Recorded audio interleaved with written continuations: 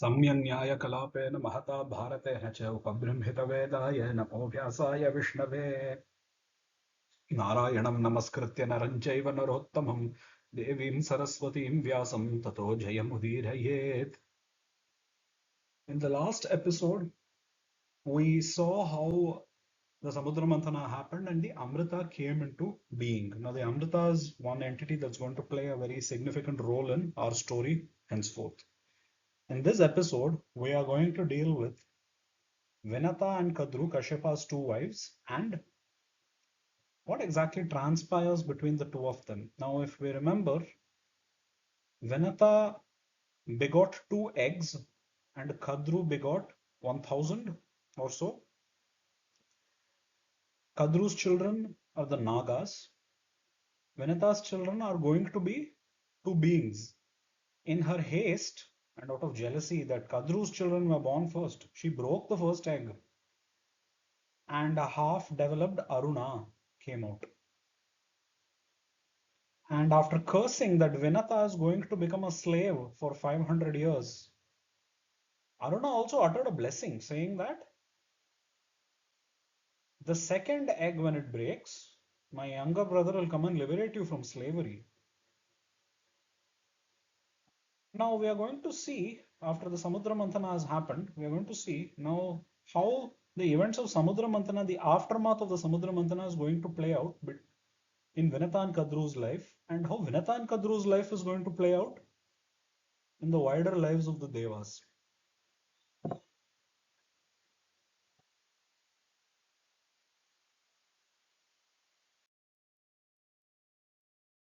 The celestial horse Uchchaishravas that came out of the Samudra Manthana, it has the ability of wandering across lokas. It so happened that in the mysterious loka where Vinata Kadru and the Nagas were living, Uchchaishravas happens to come there. And the two women spot Uchchaishravas from a distance. And before they can reach Uchchaishravas, the horse gallops away into the sky and wanders off to some other loka. It flies away.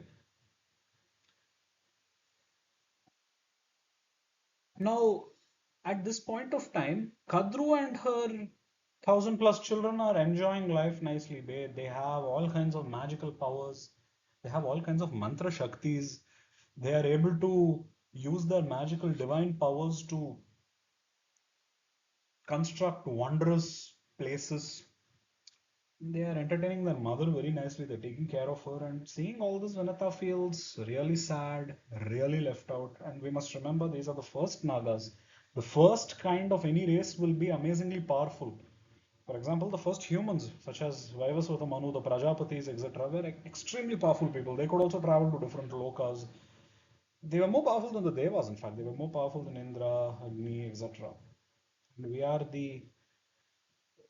the most dilute form of humans. We living in Kali Yuga. We barely live to 100 years, and that too with great difficulty. Now, these Nagas, magical creatures, long lives, they are devatas in one sense, these Nagas, and they are doing wondrous things, and Kadru is enjoying life, and Vinata is just growing jealous and jealous and jealous.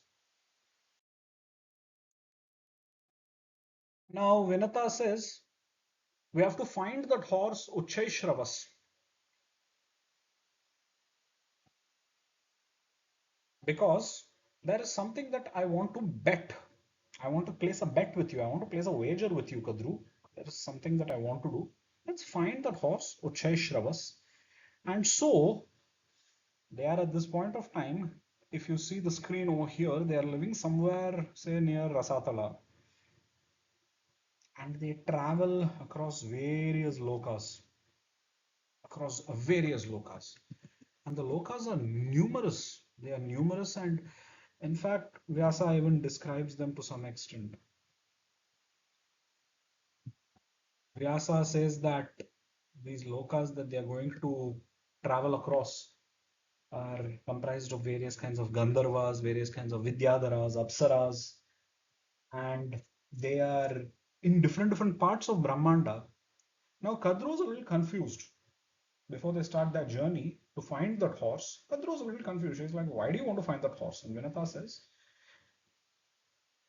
I want to place a wager with you, Kadru. She's like, wager? What wager? And Vinata says, simple. I bet that that horse's tail is white. If it is of any other color, you have to be my slave, along with all your Naga children. And Kadru says, oh, really? You want to bet that with me? I bet that the tail is black. Vinata says, okay, challenge accepted. Vinata is very happy. She knows that the horse is a white horse and the tail is a white tail, and she's like very confident Kadru will lose this bet. Now, Kadru, before taking off with Vinata to across the Brahmanda to various lokas to find Uchchaishravas, Kadru gathers all her Naga children, including Adishesha and Vasuki, and tells them, listen up, my dear children. I have to beat this woman in this bet and make her my slave. Okay? If I lose this bet, I become her slave, and so do all of you. So, I want you all to cooperate with me in this and somehow ensure that she does become my slave. Understood?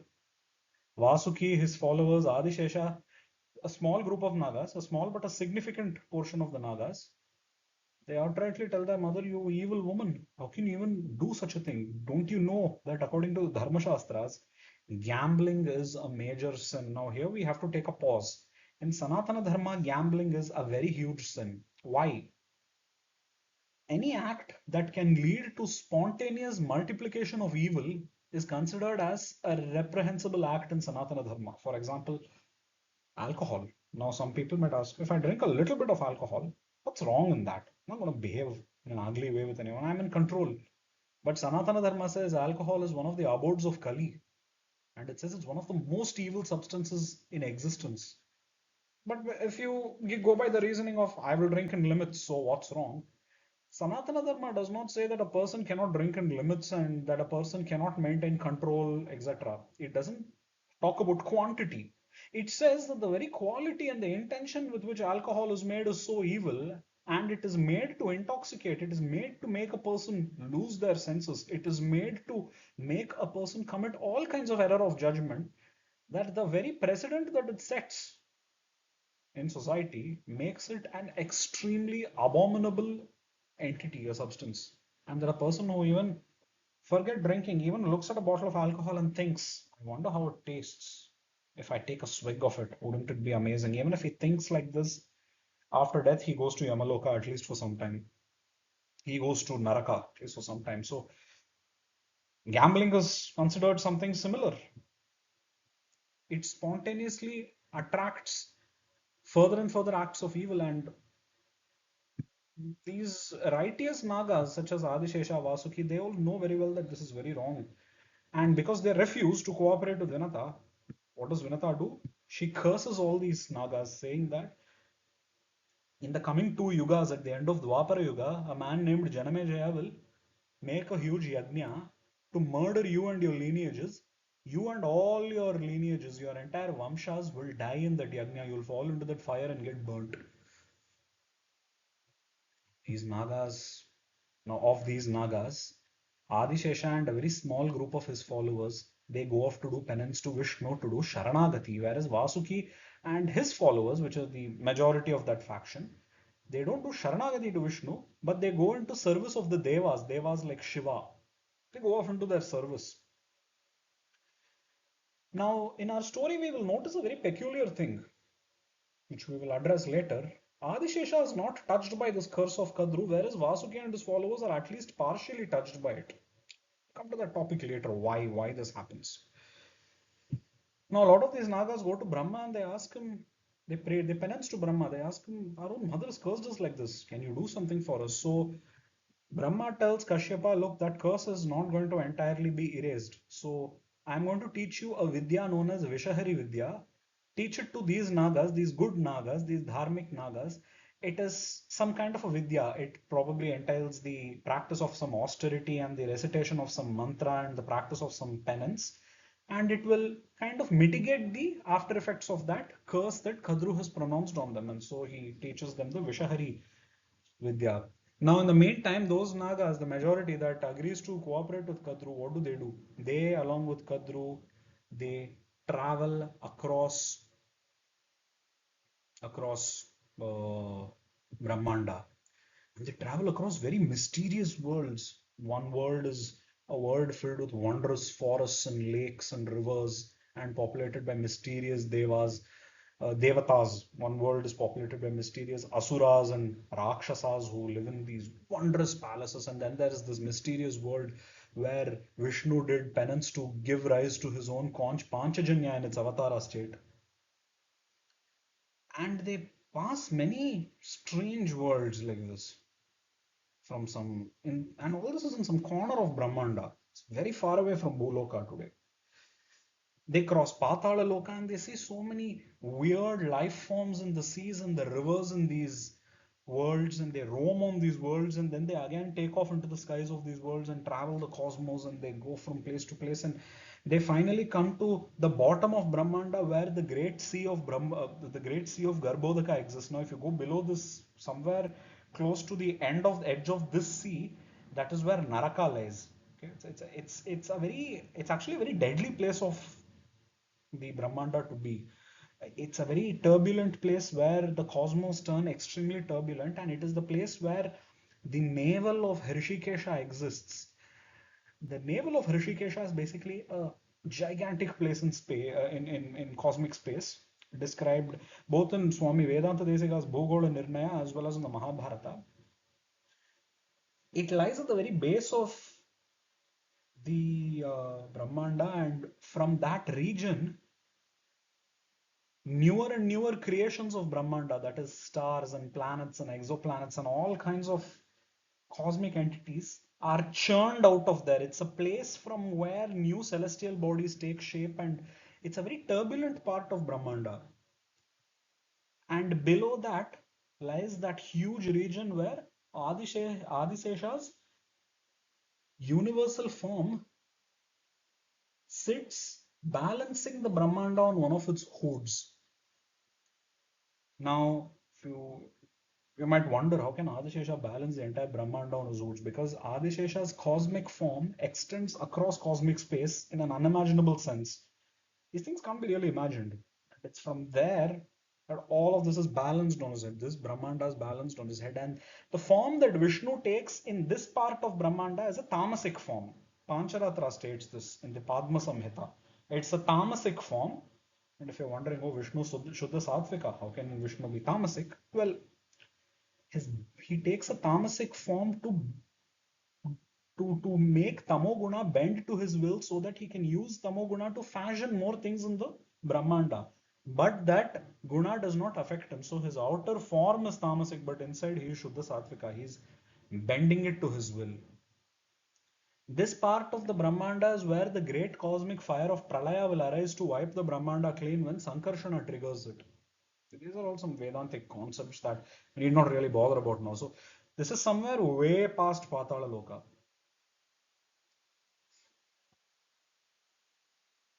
Finally, when they come to this place, they come upon a very mysterious world where they think, okay, let's rest over here, and they pitch tent over there. They can say they pitch camp in a sort of sense over there, and finally, it's on that loka that they spot the celestial horse Uchchaishravas flying around the sky. Now Kadru immediately tells her loyal son Karkotaka. Karkotaka is one of the evil Nagas who cooperates with Kadru. She tells Karkotaka, you are black in color. Grab on to Uchchaishravas' tail and cover the entire tail, coil around its tail such that from afar the tail will look entirely black. And so Karkotaka takes off into the sky. He's a Naga who can fly, so he takes off in the sky, grabs onto Uchchaishravas' tail and coils himself around the tail and makes the tail look black. And Kadru looks at Uchchaishravas and she calls Vinata and says, look, like I said, the horse's tail is black. Vinata cannot believe her eyes. She's like, no, it's not. Look properly. Kadru laughs and all the Nagas laugh, all the evil Nagas. And then Kadru says, you've lost the bet, my dear girl. You are now to become my slave. And so she starts using Vinata from that point forward as a doormat. Now, when they took off on their cosmic journey to find Uchchaishravas, Vinata left behind her second egg in that loka, wherever it was, wherever wherever she had given birth to that egg. And Vinata is sitting on this loka with Kadru, and now 500 years pass. We don't know again 500 years by which loka's reckoning, whether it's Earth's reckoning or some other loka's reckoning. 500 years pass. In Vinata's time, 500 years pass. And for 500 years, she has been reduced to the level of a total slave, a doormat. She's a slave. But at the end of those 500 years, Aruna's blessing comes true. There's a huge explosion of energy throughout the Brahmanda, a very huge explosion of terrifying energy, which terrifies the Devas, the Asuras, the Rakshasas, but most of all the Devas. The Devas understand that a new power has risen, which is way more powerful than anything that they have encountered, and they know not what to do. Indra gathers the Devas and asks, "What is this? Is this some new trouble that we should be worried about?" And he calls Agnideva and says, the amount of heat coming from the direction, that direction of Brahmanda where this explosion has taken place, are you sure that it is not one of your own Amsharupas that has taken birth over there? Agnideva says, if that were the case, would I not know about it? Of course it's not. I had nothing to do with this. Don't look at me. But then Agnideva meditates a little, and then he finally tells the Devas, I can see something in my mind's eye using my penance. And I can tell you that this power that has risen is friendly to us. Nabhihi karya katham chatra pashyadvam sahita maya devanam cha hite yuktas tvahito daitya rakshasam. Indeed, this power is in the favor of devas and it is our friend, and it is going to be a great enemy of asuras and rakshasas. And Agnideva says we have to praise this creature. And they travel across Brahmanda to where they feel that energy coming from, and they make that long trip across Brahmanda, and they finally come to where that great power has come from. And there they see a most magnificent creature. Its body is entirely shining with some kind of a divine flame around it. It has the most majestic eyes, the most majestic feathers across its body, the most majestic wings, the most majestic hands, the most majestic legs. Extremely muscular creature this is. The most amazing looking beak it has. It flies into the air, flapping its wings, and it lets out this terrifying cry that can be heard all across Brahmanda itself. And the Devas sing the following stuti. This is a Garuda stuti. This is Garuda, by the way. This is a Garuda stuti that is sung by the Devas. Tvam Rishis, Tvam Mahabhagas, Tvam Devah, Patageshwarah, Tvam Prabhus Tapana Suryah, Parameshti Prajapatihi, Tvam Indras, Tvam Hayamukas, Tvam Sharvas, Tvam Jagatpatihi, Tvam Mukham Padmaji, Vipras, Tvam Agnihi, Pavanasthata, Tvam hi Dhata Vidhata Cha, Tvam Vishnu Surasattamah, Tvam Mahan Abhibhu Shashvad, Amritam Cha, Amritam Tvam Mahadyashah, Tvam Prabhas, Tvam Abhipretam, Tvam Tvam Nastranam Tvam Gatis Satatam, Tvattah Katam na Prapnuyad Bhayam, Balormiman Sadhuradhina Satvah,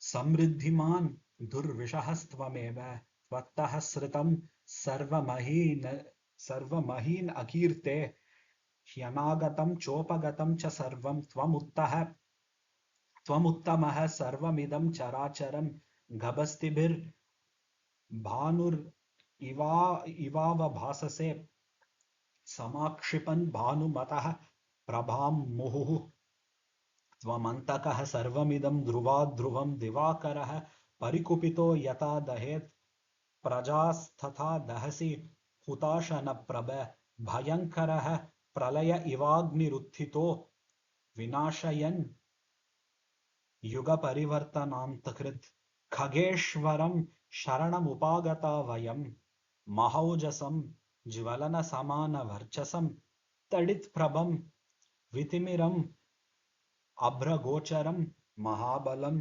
गरुडमुपेत्य खेचरं परावरं वरदम् अजय्य विक्रमं तवौजस sarvamidam pratapitam jagatprabho tapta suvarna varchasa vampahi sarvanscha suran mahatmanah. And so this stuti goes on. The Devas have now understood that this is indeed an Amsha avatara of the Vyuha Sankarshana, the Vyuha avatara Sankarshana, which is in turn the Vyuha avatara of Vaikuntha Vasudeva, and therefore they are praising Garuda as the image of Vishnu himself. They have understood that, oh, this is indeed an Amsha avatara of Vishnu, and therefore our friend. Now, when this is going on over here, what has finally happened? What is happening with Garuda's elder brother Aruna in the meantime? Aruna, in the meantime, has started, he has basically started doing penances of various kinds, and he reaches a very exalted Devata Pada. And we all know that after the Samudra Mantana, the Asura Svarbhanu tried to drink the Amrita. Chandradeva and Suryadeva exposed him. Mohini cut his head off. His head turned into Rahu and his body turned into Ketu. Rahu and Ketu hated Chandra and Suryadeva, and they always tried to use foul sorcery, and they tried to keep harming Chandra and Surya Deva and harming all the lokas under their protection, harming their followers, etc. So Surya Deva finally got really angry with the two of them, and he started burning forth so very brightly that all the lokas under his protection itself started getting destroyed as a result. And therefore the Devas asked Brahma to do something to ensure that Surya Deva's great power doesn't destroy his own lokas under his own protection. And so Brahma told that there is one Deva called Aruna. He alone can absorb the power of Surya Deva and make his light constructive and mitigate its destructive effects. And so he tells Aruna, go and sit in the front of Surya Deva in his chariot, so that whenever he travels through all those lokas where his nakshatras shine forth, his nakshatras will not destroy those lokas. So Surya Deva is a person under whose control many nakshatras are. Pancharatra also states this. And wherever he travels, he makes those nakshatras shine forth and therefore give those lokas light. And Aruna now becomes the new shield who has to absorb the destructive effects of Surya Deva's power. And thus Aruna becomes Surya Deva's chariot. Now, when this is going on, Garuda, in the meantime, the Devas have all fallen at Garuda's feet, told Garuda, please, we are all seeking Sharanagati in you. O Amshavatara of Vishnu, we are all your friends. We are all eternally going to be your friends. Garuda, he is very, very happy to see that he is being greeted in such a way. Now Garuda says, okay, but I have some work to do. I want to know where my mother is. I need to know where she is. And so Garuda, he flies across the cosmos at a very great speed, and he has been blessed because he's an Amshavatara of Vishnu. He has been blessed with the power of traveling faster than any other mortal creature, any mortal creature. So he travels across Brahmanda towards Patala, near which the Nagaloka was, where Vinata and Kadru originally were, and he is not able to find them there. He quickly travels past all the lokas where they visit, where all Vinata and Kadru have already visited, and finally he reaches that mysterious place where Kadru and Vinata and the Nagas are now living for the last 500 years of their time, and where Vinata has been enslaved by Kadru. And Garuda lands over there, and Vinata asks, wait, are you my son? Kadru, and then Garuda says, yes, I am. I came in search of you. Let's get out of here. Vinata says, no, I can't. I've given my word to this Kadru that I'll be her slave. So I must be her slave. And Garuda by now approaches Kadru and the Nagas and says, you made my mother a slave. Why? Kadru says she lost a bet with me, a bet that she placed. So she has to be my slave. Oh, you are her son. Oh, really? You are her son. You should also be my slave, because by being her son, you are the son of a slave, and therefore you are also my slave. Garuda doesn't know at first what to do, but Vinata says, just listen to her, just be with me over here. If it means you being a slave, then so be it, be with me. And Garuda chooses to agree to his mother now and obey his mother, and he says, okay, fine, I'll be a slave. Okay, if that allows me to spend time with my own mother, okay, I'll be your slave, I'll comply for the time being. In the course of time, Kadru is overcome by some wanderlust. And she says, I want to explore more lokas. I want to go to a loka where my children can, make it into their wonderland, where they can build their magical palaces, where they can build their celestial fortresses, etc., etc. So I've discovered that one such loka exists somewhere far, far away from here in some other corner of Brahmanda. Vinata and Garuda, please act as our transport and carry us over there. So they start using them as vehicles. Kadru sits on Vinata's shoulder, and all the Nagas, the entire race of Nagas, 1,000 plus Nagas, they all sit on various parts of Garuda. One sits on it, some sit on the legs, some sit on the thigh, some sit on his hands, some on his head. And Vinata and Garuda fly all the way from across Brahmanda to this mysterious Loka where they land, and the Nagas using their magic powers and Kadru using her invocatory powers of the Devas, she brings forth rains, she brings forth winds, she brings forth waters, and the Nagas and Kadru finally they make that world into some kind of a mysterious wonderland populated with forests. They make a cool breeze constantly blow around the world. The cool breeze blows around in such a way that flower petals are constantly being sprinkled around that loka's atmosphere, and they make it into their wonderland basically. And these two are kept as slaves over there, and they have to do all the heavy lifting, do all the coolie work basically over there. They are glorified porters now, and they live there for some time in the state of slavery with these Nagas and with Kadru. Now, Garuda finally gets curious and he asks Vinata, my dear mother, what is this? I've been here for like very long. I have I've been with you, I've been accompanying you everywhere, and this woman, she's made us a slave. What's the meaning of this? I don't understand. How did this happen? How did we become slaves? We're superior to them. I'm more powerful than all of them put together. I'm more powerful than the Devas. How is it that we are their slaves? And Vinata starts crying and she says, oh, my dear son, okay, I'll tell you what happened. And she tells the full story, and Garuda says, oh, okay. So if you got yourself into this position, there should be a condition whereby we can get out of this position. So what can I do? She says, I don't know. I never I never put a precondition such that the person who is a slave can be released from slavery. I don't know. So Garuda says, wait, I'll only go and talk to Kadru and the Nagas. And Garuda doesn't meet Kadru, of course. Garuda goes to a group of her sons and asks, I don't want to be a slave anymore. My mother doesn't want to be a slave anymore. So, what should we do to release ourselves from this bondage? And the Nagas laugh at him and say, oh, well, it's simple. The Samudra Mantana took place some time back, right? They got a pot of Amrita over there, and the Asuras already tried, the Asuras and Rakshasas, they tried their luck at getting their hands on it and they got slaughtered, they got royally slaughtered and humiliated.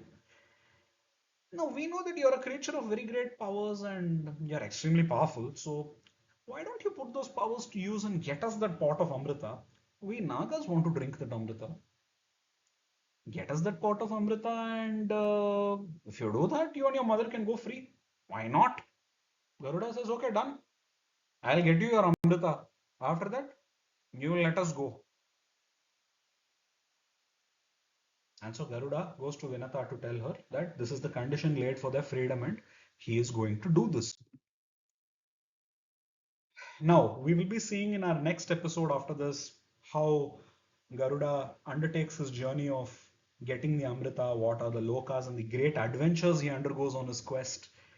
And after that, we will also go into a small episode on the various lokas of Brahmanda and how they look, and how Bhagavan Sriman Narayana has arranged these lokas, and the true scale of the wonder of the cosmos that Sriman Narayana has created. That will be an episode after the next episode. So, the moral of today's episode,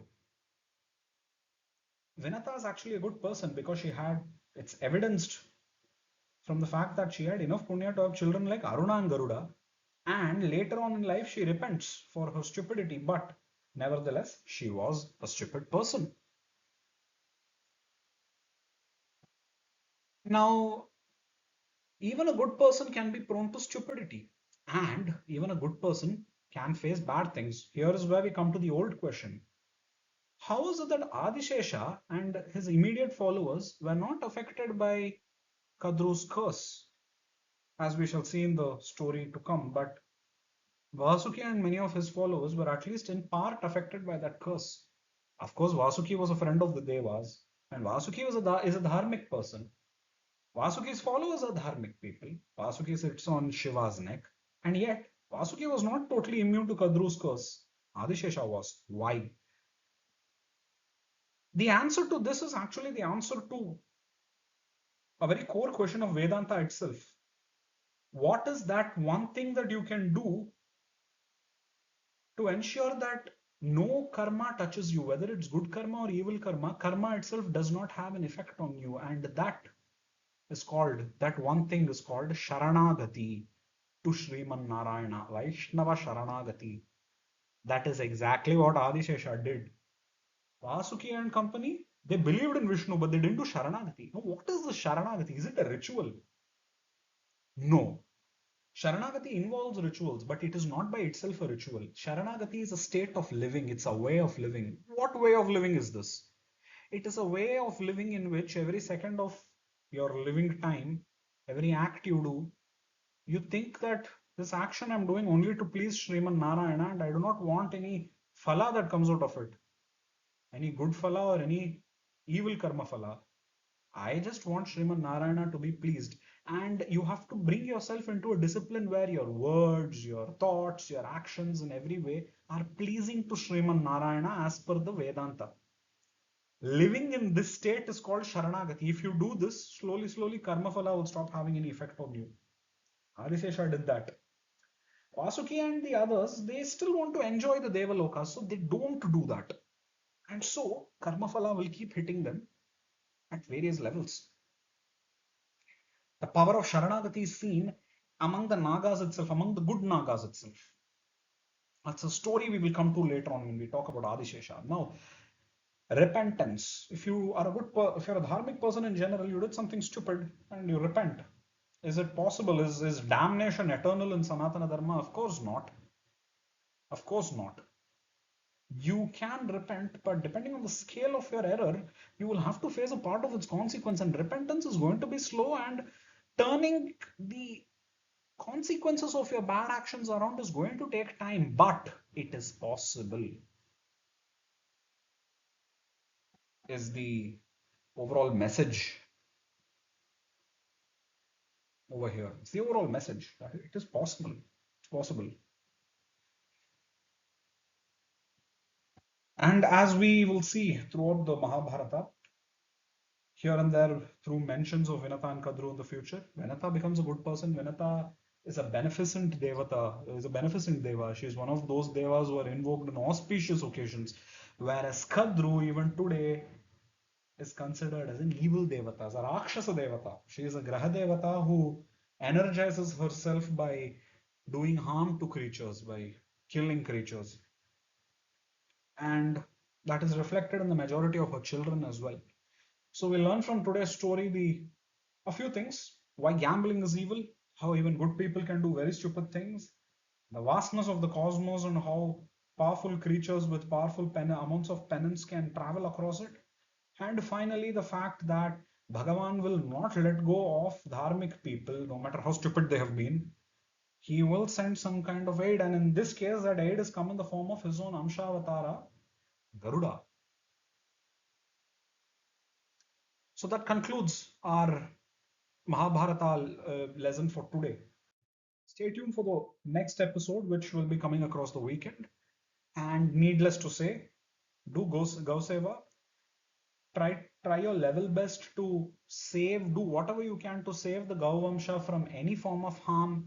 There are many establishments dedicated to this. I help Dakshin Vrindavan, and I hope you can as well. You can adopt a cow or a bull from them, and you can financially ensure its upkeep for the rest of its days, and you and your family will be blessed by Sriman Narayana for ages to come.